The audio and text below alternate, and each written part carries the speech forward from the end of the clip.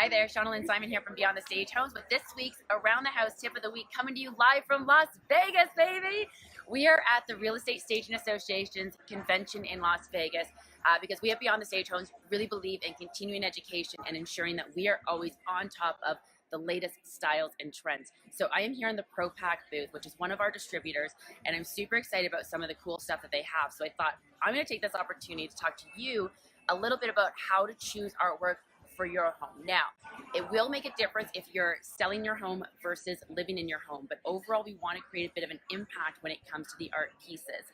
Canvases are always very stylish and super easy to hang, and you can get some great quality designs when it comes to the canvas pieces. But one thing that I love about today's canvases is you'll often find that you still get all that great style that we love from the canvas with a little extra touch by adding a nice frame to it.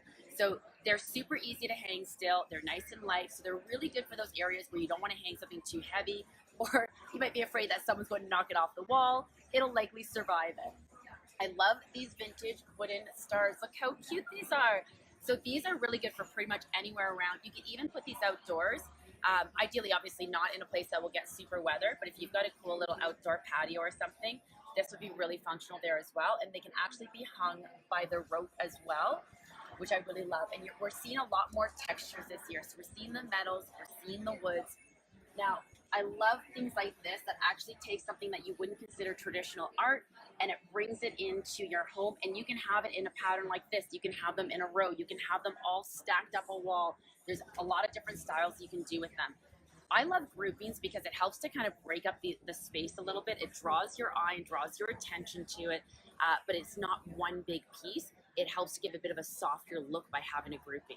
The one thing I would caution when it comes to a grouping is be careful. You want to make sure that you have the right size space in order to do grouping.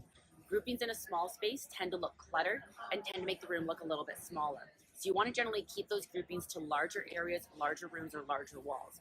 Now, on that note, we all love mirrors. Mirrors are still in style, but we're seeing a lot more style to our mirrors than we ever had before. So this is really cool because this is, again, nice grouping that you can use to break up the look of the room. When you're looking at shopping for a mirror, look for something that maybe has a unique shape. Look for something that has the colors and tones that you want to go with your house. So do you want a wood frame? Do you want a metal frame? Do you want a gold frame? Look at the different styles and the type of textures that you want in your home.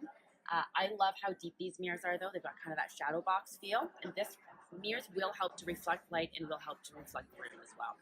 All right, what else we got here? See, another grouping of these lovely wooden pieces.